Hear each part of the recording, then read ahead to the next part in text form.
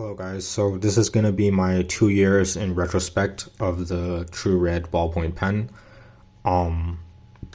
So initially I was negative in my review of this pen and I'd like to make some updates. So here's some, sorry, hold on, let me, oh shit.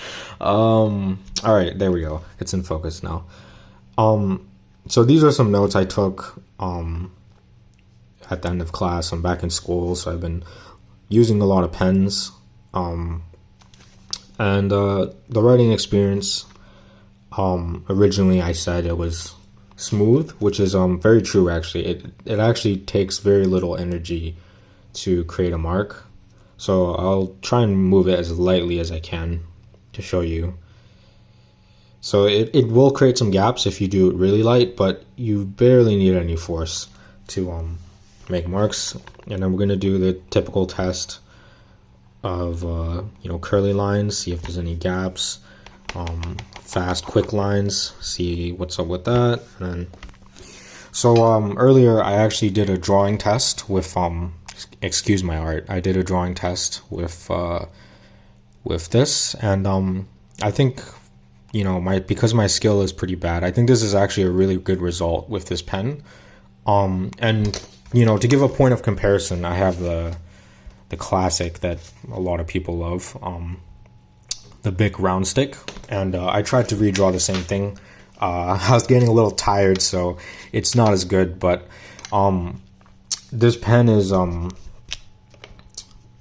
it's like the bare minimum. Like if I tried to draw with it, it does take a bit of force, and it uses a different kind of ink, so you actually have to write on it to get it started. As you can see, this is a lot finer, and I even circled right here. You might not be able to see it. I circled right here where I had to kind of get the pen started. But overall, this is I'd say about the same result, but there are some differences where it feels like I have more control over my pen strokes, and sometimes because of how smooth it is, these dots can show up with the True Red.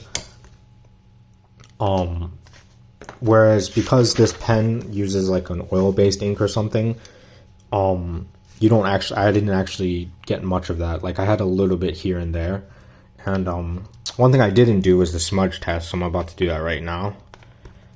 This is not smudging, but I believe the True Red might smudge a little. Oh, it's not. Interesting. And a final point of comparison, which is the best pen that you can reasonably buy without completely destroying your bank. This pen it's too good for me. I did some tests with it. It's smooth, they can be thin, I can control the thickness, I can draw really light lines and do shading. This pen is kind of crazy. So this is the Uniball one. And also I wanted to do one last thing, since it is a 2 years in retrospect. The Bic, the gold standard, it's 70 for 60 of these, and that works out to I think 7 cents for one of these. 12 cents. It works out to 12 cents per pen for this one. The True Red is actually more expensive. I think I got this on sale. It was $12 for 60, which is 20 cents per pen. And this one is gargantuan. It's $1.50 for one of these pens, and you can only get them in packs of 12. Would I recommend this pen? If you see them in your office, definitely grab them, because they are a major step above the Bic, this Bic pen. But is it worth buying individually, actively going out to buy it? Probably not. If it's on sale, it is actually kind of nice to get these instead of the Bic.